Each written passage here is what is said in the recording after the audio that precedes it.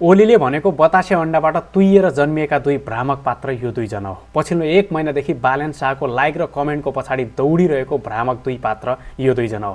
केपी ओलीले गरेका कर्मकाण्ड भ्रष्टाचारका विभिन्न काण्डहरू ढाकछोप गर्ने र त्योबाट केपी ओलीलाई टाढै राखेर बचाएर राख्नुपर्छ भनेर लागि परेको र सामाजिक सञ्जालमा तथा नामका जनताको आँखामा भ्रम जबरजस्ती कोच्ने यो दुईजना पात्र हो। पछिल्लो 1 महिनादेखि बालेन शाहको लाइक कमेन्ट यो विदेशीले गरेको छन्, यो फलोवर्स जबरजस्ती बढाएको लाइक भ्यू जबरजस्ती ल्याएको भनेर विभिन्न कन्टेन्ट बनाउने, विभिन्न पोस्ट गर्ने यो दुई नालायक पात्र।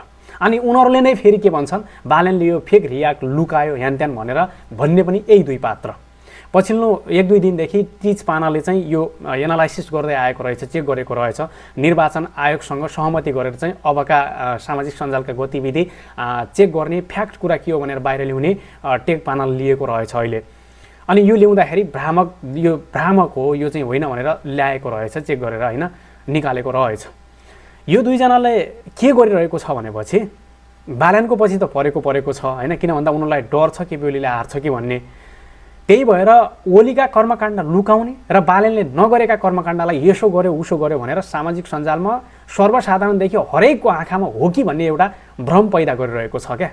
यस्ता नालायक पात्र, भ्रामक पात्रहरूलाई सकेसम्म त जहाँ भेट्यो त्यहीँ झार्ने हो भन्नाले सिधै पक्कै झार्ने हो क्या। त्यो झार्ने भन्दा बोल्ने, त्यो झम्काउने होइन भने यस्तालाई बहिष्कार चाहिँ गर्नै पर्छ। किन भन्दा यस्ता तत्त्वहरूले समाजमा नभएका भ्रमहरू फैलाउँदै आउँछन्।